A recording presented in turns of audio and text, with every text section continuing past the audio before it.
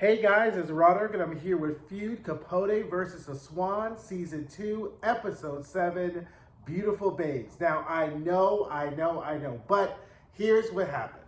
I went out of town for St. Patrick's Day, had a fantastic time, la twirled, gave the girls everything, came back, had a cold, came back, and then work blew up. So I know I am behind. I am going to finish Capote versus the Swans. You're going to get episode 7. You're going to get episode 8 this week. And I have a slew of comic book reviews I'm going to do. Then we're going to get our minds right. And then we're going to get ready for Interview with a Vampire coming up. And Real Housewives of New Jersey. So those are the program notes. Please don't hold it against me. I know I've missed you guys too. So I just want to get into it and we're going to skip a beat and I will not be as negligent as I have been for the past 2 weeks. So you know I missed the Kiki and let's just get right into it. So we're on episode 7. Now episode 7 is what's called the penultimate episode. So if you watch my videos before, the penultimate episode is the second to last episode. And its job is really to bring into focus all the storylines, all the plot points, and really the character arcs of what has happened so far in this season so that we are ready for the conclusion in the ultimate episode. Penultimate episode, second to last, ultimate episode being the last episode.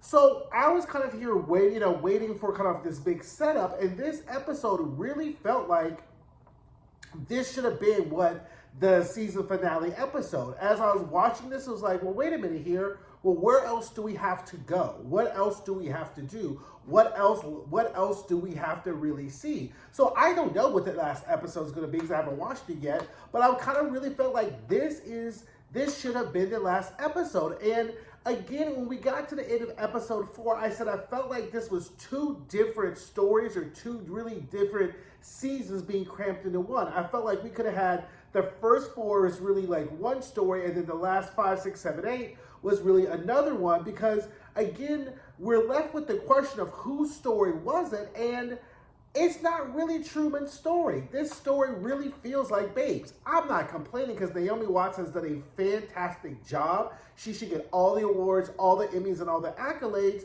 But it really what really got us hooked in the first 4 episodes, we really then everything got muddied like 5, 6, 7, 8. Again, the stories were great. It was great to see some of the pacing and the masquerade ball and all of that and the backstory. But it just kind of got muddied is kind of the word I'm looking for. So I don't know what the last episode's going to give. Don't spoil it in the comments, please, because I haven't watched it yet. I'm going to watch it tomorrow. Then hopefully get this video out for you all no later than Wednesday or Thursday. So let's get into it, because again, and also this episode really kind of broke into 2 parts, right? I felt like it had 2 parts. It was the Babe part and the Truman part, and then we come again at the end. And it just really felt like this is what the season finale should have felt like. It was just really 2 parts. So it's just, again, it's very much like that not Billy Baldwin, James Baldwin episode where we're just kind of like, well, how does this really fit? It's kind of like they have all the pieces for this season, and they just feel like they didn't put them in the proper order. I think that's the kind of where I'm at the end of season, at the end of episode 7, right? We had, if you take the 7 episodes, I feel like we could have taken these last 3, those could have been moved forward. We could have gotten the first 4, that could have been the ending, and then whatever was left, right? Because I think you would have gotten the same dramatic arc. It would have been a little bit sharper. It would have been clearer, and we could have gotten a lot of this heavy lifting, world building, internal kind of workings were out the way in the beginning, right? But the first 4 is where the action was. It is where the zingers, Truman and his filthy mouth. But at the end, you still don't understand why Truman did it, right? You still don't understand why he did it. We understand the effect, the impact of why he published the Esquire article, but we really never get the sense of why did he do that. And maybe it's because it's not really widely known, or maybe it's never known, but that doesn't really come to a resolution, right? I will get to that because Slim asked a very interesting question towards the end of this episode that we're going to dig deeper in. So let's get into it. So it's 1978. Babe wakes up luxuriating. She asks Martha to make her some banana bread because that's pretty much all that she could really eat. She starts getting ready, again, looking fabulous. The costuming in this show is just fantastic. And as she's getting ready, she realizes her hair's falling out, right? So she calls the doctor toot sweet to her apartment being like, child, you didn't tell me my hair was going to fall out. Like, this chemo wasn't supposed to make my hair fall out. And the doctor's like, it's chemo, right? But she really asked the question of like, would you still keep fighting this if, you knew that it was going to happen? And so she kind of asked, like, how much longer do I have, right? So then we totally cut then from, I have a hard cut from that scene into Bill, and he's like, what, 6 months? Oh my God. And Baby's just like, look, child, I done told you it's 6 months. I don't know why you're in your feelings. It's 6 months, it's 6 months, it's 6 months. She's still smoking. She's still having her scotch and water. And he's like, will you quit smoking? I've asked you to stop smoking. And she's like, you are the reason why I'm smoking. You are the reason why I'm drinking. And by extension, you are the reason why I am dying. Because the only thing I can do besides stabbing your philandering, trifling, selfish ass in the eyeballs every fucking night was to drink and smoke myself to death. So this is your fault, right? So Bill is all getting caught up in his feelings because she ain't even calling him Bill no more. She's just calling him Paley. So then she's like, I want to see my kids. And she's like, I don't know about that because you know what? You're cold and your children don't really fuck with you. Your daughter don't really fuck with you like that. But he's like, but I'll do it because, the 6 months, right? So she was like, okay, fine, whatever. She's like, you know what? I just want some solitude. I just want some peace and quiet. I'm tired of you and your hoish ass ways. These fucking people, these kids, all this shit, whatever, right? So then anyway, so then she meets the women for lunch at the Basque. They're having fun. They're like kikiing. Leah's complaining because her fiance wants a prenup. And they're like, girl, you know you need a prenup. And she's like, well, I don't know because he done got me this new ring. So I was like, girl, you don't need his money, but she don't want no prenup, right? So then Babe admits that like, this would be a great opportunity, like, if Truman was here, right? And, like, Babe reconnected. And Babe was like, look, the real reason that we have not made up with Truman is because we're so invested in this fight. Lee, the reason you have not made up with Truman is because you end up being the laughingstock of a New York society if you were out seeing in public with him.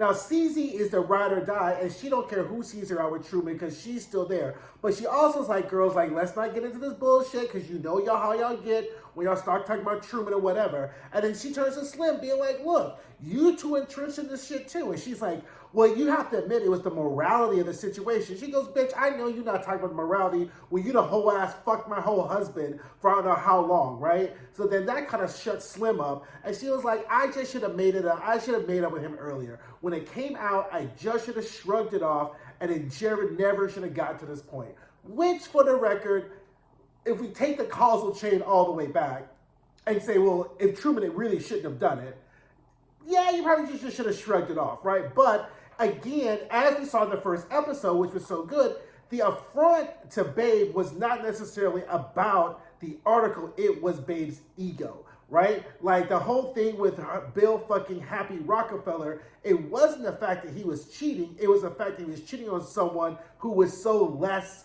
beautiful, less polished, less elegant, less sophisticated. That's why her ego was hurt, right? So that's so much of what happened with these women when he put out that article wasn't really that about the fact that he was telling lies. It was the fact that their egos were damaged, right? And they were just like, we should do whatever, right? And Babe's like, what we know we should do, we need to have a party. And she starts going through, she wants to have, cherries from Michigan and, all this stuff. And they're like, oh my God, that sounds good. And she's like, good. Glad you like it, because that's going to be my funeral party, right? And they're like, girl, what are you talking about? And they're like, no, girl, I only got a few more months, so all this bullshit I'm telling you don't really matter. This is what I want for my funeral party. I want you there. It's going to be a fantastic list. She's going through Gloria Vanderbilt, Catherine from the Washington Post, who was like guest of honor at Truman's party. She's like, we have all these people and, whatever. So they were just all choked up in their feelings. Even icy ass Lee was like, damn, girl, we didn't know, like, your clock is like tick, tick, tick, tick, tock about to be done, right? And it really just puts everything's perspective. Now, then we get the first instance. She's like, ooh, I want to invite Joanne Carson, but girl, no, she's been kind of since the divorce. And I was like, I like Joanne. I mean, she's kind of California funky, right? But girl, they just be throwing dirt all over Joanne's name all over this whole episode. So I don't know what happened to Joanne. I didn't go really Wikipedia to see what they said about her. But y'all, they not really fucking with Joanne like that. And I was like, oh, I kind of like Joanne, right? So then Kate comes home from lunch. So then Babe comes home from lunch and she hears Bill on the phone with Kate. So then she does, like for most people watching this won't remember, but back in the day before digital phones, whatever, if somebody was on the phone with somebody else in the house, you could pick up the phone and hit the receiver and then listen on what was going on. This is how like old school parents used to listen to their kids having conversations on the phone, right? The parents are kind of low-key pick up the phone and like listen to your kids while they're fool allowing gossiping. So then when you got off the phone and your parents knew all your business, it's because you know they done picked up the receiver. So that's how when you used to be, you could talk. If you were talking on the phone and you heard a click, then you'll be like, Mom, get off the phone, right? Or somebody will pick up the phone thinking, not knowing you're on the phone, and because you would hear a click. So that's why if you hold the receiver and pick it up, then you can listen to the whole conversation. That's an old school 1980s little trick for the girls, right? So anyway, so Babe is listening to this conversation, and Katie's just like, no, fuck her, let the Sphinx die, call me with a death rattle, and Babe is crushed. She is hurt that her daughter knows that she is dying and does not want to come see her on her very final moments. So Babe was like, you know what, fine. So then she goes out to her little country house. She goes walking. They're already ready. And you see, like, she starts to become friends with, like, the people who work at the house. And for the first time, it's not like a servant kind of, like, mistress thing. She's there and she's full along with the help, you know? So, and you can see that she's really enjoying it. So as this is happening, there's a voiceover of how she saw a moth in a lampshade, and it was trapped in the lampshade. And what she realized is that the moth was trapped and was dying in the lampshade, but all it had to do was just look down. So this is the analogy of how Babe views her last final moments. And instead of the book of how she could do things better in the future, she's writing a book of all her imperfections. And so as she's writing this, she's at the table, she sees the moth, candle goes out, and then the last candle goes out, right? And then she wakes up, and then Truman is there reading her diary, and he's kind of adding his own little words, and he's kind of happy with it. And they start to have fireworks, and he's like, they're fireworks for you, because I guess as Babe is dying, they did fireworks or whatever. And he's like, well, we have to get dressed. So they pull out this pink dress that they never wore. They're going to wear it to the Oscars. And then they get really dressed. And then she goes, you know, and then this point, it Babes, as she's dying, she forgives Truman and says, you know what, I'm sorry, and you're my top three. He's like, top three what? She goes, there are people in your world that, you know, you collide with, but you never come apart with. And they reveal who you are in the collision. And she was saying, that is who you are to me. And, you know, at this point, we realize that Babe is dying. So he goes to say, well, you need to take a bath. There's a swan. And Truman promises to stay with her the entire time. And then all of Babe's children are there. She's like, has the death rattle. And then Truman writes like the final moments that in Babe's last moments, everyone saw what they had never seen before, is that she was beautiful. So we get to this point, right? And I was like, okay, Babe's dead. What's left? What are we doing? Like, it very much said, like, this is kind of how the season kind of should have ended, right? So then we get a soft cut, right? Which is kind of going to give you, like, the two parts of the episode, and CZ is waking up Truman. I was like, child, did Truman already die? No, Truman's waking up, and now he knows that Babe is dead, right? And so CZ's upset. So then he gets up and was like, okay, fine, I need to get to work. And she's like, what are you working on? She's like, I got to work on this eulogy. And I really love this CZ character because she is the best friend to Truman, but she really takes it to him real. He's like, look, girl, I can't be delivering all the bad news to you today, but, yeah, don't make me have to say it to you. He's like, what, girl? I'm working this eulogy. I got the last part. She's like, bitch, you ain't gonna be doing no eulogy. I tried. I fought for you. I made an effort for you. And I really do believe, like, the way the actress delivered it, like, it really makes you believe that she really went up to Bill's sleazy ass, was like, let Truman in, but Bill's hateful ass was like, no, Bill, no, Truman can't go. But she's like, yeah, he ain't gonna let you go. So then Truman's like, well, I'll just come and I'll come in and I'll crash the funeral. She goes like, girl, play this out. There's gonna be guards. Your small little gay ass, they will fuck you up. Bill don't like you, and you showing up to his dead wife's funeral will be nothing but an excuse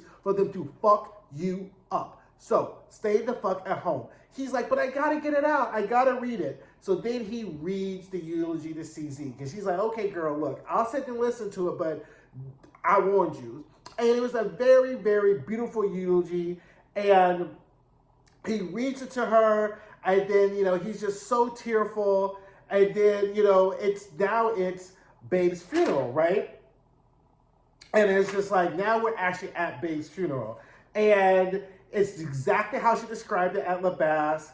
It's elegant, it's personal, and it's decadent, right? And then Lee admits that Babe is really the glue of the group, that she was the person that really held it together. And already sleazy ass Bill is already talking to his whores at his wife's funeral. And then like Slim says, it's like, Truman should have come, right? And she's like, why not? It would have been his last hurrah. And then CZ admits that Truman is going to finish answered prayers. And they're like, here we go. And then here's the question Slim asked that has left to be unanswered, right? Unanswered prayers, answered prayers. She's like, was it worth it? Was it worth causing all this disarray, all this discord, all these years of hurt feelings and not talking to Babe? Was it really worth it? Because what the show doesn't really tell us is what did Truman get out of it, right? It was an expose in a magazine article to really feature or tease the book he's writing. He still hadn't finished the book. It would be one thing if he wrote answered prayers, and then Esquire did a tease of a book he's already written. The book came out and it was done. So literally, he has been living in agony. These women they've been at war over an article about a book that he hasn't finished yet, right? It seemed like it was a very haphazard, thing to do. And I recognize that, from watching the episodes, he had to put out something to the publishers so that the publishers knew that he was working on something. It just, at the end of the day, doesn't seem like it was really worth all the headache and the grief and the trauma and the brokenheartedness and the unforgiveness that he did. I'm not seeing the payoff. Now, I recognize in real life, that's why people do stupid shit, right? People do stupid shit all the time, recognizing that what they thought was going to be the impact is not the impact. That is why you must always match your intentions with your impact, right? With your actions, so that the impact is aligned, right? So anyway, they're like, child, we want to get up out of here because I can't, they're done with Bill and his sleazy ass. And they start to make plans to do lunch and whatever. And already you can see that the group is splintering. They can't decide the day. They don't want to go back to La Basque anymore. And you do see how Babe was the glue that really held everybody together, right? Then we get another hard cut, and Truman is on the television, and girl, he is just incoherent. He is babbling. He is barely like holding it together, and everybody is embarrassed for him. Like all the crew is embarrassed for him. I'm embarrassed. I'm just like wincing as I watch this. And this sleazy guy is interviewing him. It's like, look, you got a drinking problem. What are you going to do about this drinking problem? And you really realize that this is Truman kind of dealing with the after effects of not just like Babe dying, but not even being able to say goodbye, whatever like that. So then we see a soft little fade, and then he wakes up in Minneapolis, and child, it's Jack. And Jack is, how many times have I said through the season, Jack is done, Jack is over it. But this time, Jack is done, Jack is over it. And he has him in Hazelton in Minneapolis at a place, and Jack is like, I'm over this. I got you here. Then I'm about to leave because I done found me a young man who works at a bookstore, and he's kind and kindness and everything. And I was like, ooh, now, I was watching this as I was watching this, and Jack, because he was trying to go in and dig at Truman. And I was like, now, Jack, you know how greasy Truman's mouth is. Truman's mouth, even with him almost on death's bed, will still let you have it, right? Because Jack can't go back and forth with Truman. At least very few people could. That's why Bathhouse Trade kept popping him in his mouth, because his mouth was so greasy, right? So I was like, ooh, Jack, you better hurry. I was like, and then finally he was like, oh, Jack, it looks so good on you, like a Cartier on a courtesan's watch, on a courtesan's wrist. And I just cackled. And then he was just like, read him for low-key filth, being like, you want to be a writer, but you always be a chorus boy. So don't be trying to talk about how you going to try to finish my work because you really couldn't ever finish my work because we are on two different motherfucking levels even as I'm about to die. And I was like, oh, girl, Truman. I was like, you can't be throwing that much fire and you about to see Jesus. I mean, even though I probably let Jack have it too, I was like, you should have repented and said a prayer or something. But he let Jack have it one more time. And then Jack's like, well, then fuck you then, bitch. I'm about to go. Oh, Jack, don't go. I'm cold. I was like, damn. But that's kind of how Truman is, right? Like, he'll let you have it with his mouth and then he's all apologetic. But Jack was like, fuck you. Here's your blanket. I'm about to be done and whatever, right? So then Truman is at Joanne's. And then we get this scene of like, he's in the bed. She's soaking wet. He's like, you're really hot. Now you're really cold. So we find out that Truman then left Minneapolis to go to California to stay with Joanne. And he was going to finish his book there. He's writing. And we get this scene where he's writing. And then we see Big Dick Rick from Palm Springs. But it's not really Big Dick Rick. Truman is really just hallucinating because Truman is dying. Right? And these are Truman's final moments. He's in a pool. He falls into the pool. He sees a swan with Babe in it. Joanne pulls him out. She's like, thank God I did Richard Simmons. And she pulls him out. And he's like, even in his last moments, he wants a drink. And she's like, bitch, you ain't getting no more drinks. You getting some Diet RC Right or whatever. And then she goes in and he's like, just let me go. No more doctors. I want to go to China, whatever. And Joanna is torn up because Joanna and Cece have really been there for Truman. So she dials 911 and then she just stops. And then she waits. And then as he's waiting, Babe shows up and it's like light pink kimono. So what we see is that Truman and Babe are really connected, right? She has the pink dress when she's dying. She has the pink kimono.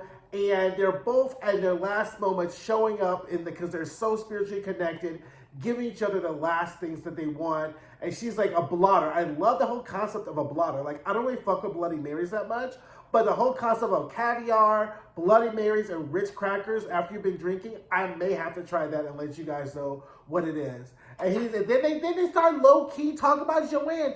They're talking about her house, how tacky it is. And they're like, RC Cola, what is this, a pizza party? Why was everybody low-key dragging Joanne? Joanne ain't trying to do nothing but be nice to Truman. So, anyway, Truman remembers how he got sick in Jamaica one time, and Babe stayed and took care of him. And then he read to her the first draft of Breakfast at Tiffany. And she figured out that the character in Breakfast at Tiffany was really Carol Matthau, which no one else had figured out. And then that's where he made the promise that, I'll never write about you, which of course we now know that he broke. And then Babe, in his final moments, as he's hallucinating, was like, you know what? It's life. Things happen, right? So as we see, as they're both dying, they both are reconciling with each other without really reconciling with each other, but in their hearts and spirits, as Truman's last moments, and he realizes that he's dying, she's like, yes, and they're on the beach, and he's twirling around, and she's like, just let it go, and he realizes dying, and we just pretty much see Babe and Truman together, their souls together in the afterlife, and he dies. And then Joanne calls Jack, and he's just kind of like nonchalant, still with his boy toy.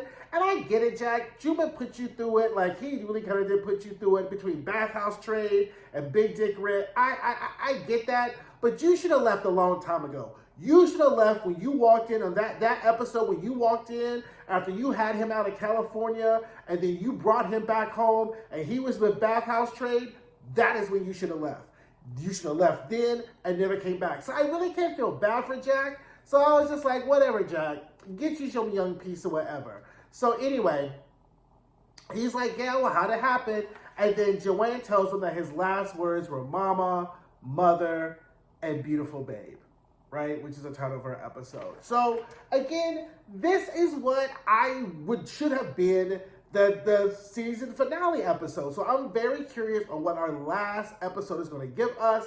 So I will figure it out. I'll figure it out like you all probably already figured out or don't know, but you're going to get my real tea reaction when I get it. So thank you guys. Don't forget to like, comment, and subscribe. Check out some of my other videos, and I'll see you guys soon.